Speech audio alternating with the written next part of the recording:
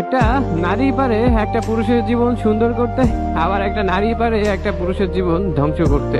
পৃথিবীতে এরকম অনেক পুরুষ আছে যে তার শখের নারীর জন্য আজ গরিব থেকে বিলিয়নার হয়ে গেছে। আবার পৃথিবীতে এরকম অনেক পুরুষ আছে যে তার শখের নারীর জন্য রাস্তার ফকির হয়ে গেছে। রাস্তায় অনেক পাগল দেখা যায় যারা তার শখের নারীকে হারিয়ে রাস্তায় পাগল হয়ে ঘুরে বেড়ায়।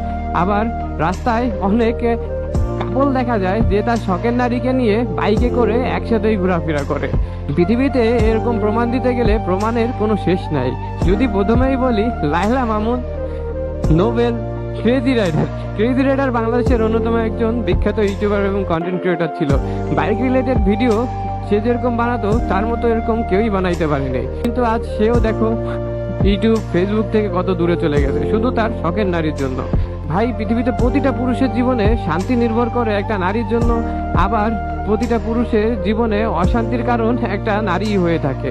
নারী যদি ভালো হয় তাহলে পুরুষের জীবনও সুন্দর হয়, আবার নারী যদি খারাপ হয় তাহলে পুরুষের জীবন ধ্বংস হয়ে যায়। আর এক কথা কি জানেন ভাই, একটা পুরুষ তার শখের নারীর জন্য জীবনের সব কিছু ত্যাগ স্বীকার করতে পারে। তার শখের নারীকে সে কখনো অন্য কারোর সাথে দেখতে পারে না। সে তার বড় ভাই হলেও একটা পুরুষ তার শখের নারীকে অন্য কোনো ছেলের সাথে দেখতে পারে না। তো ভাই, পারেই না। আমি যদি উদাহরণ দেই তাহলে উদাহরণ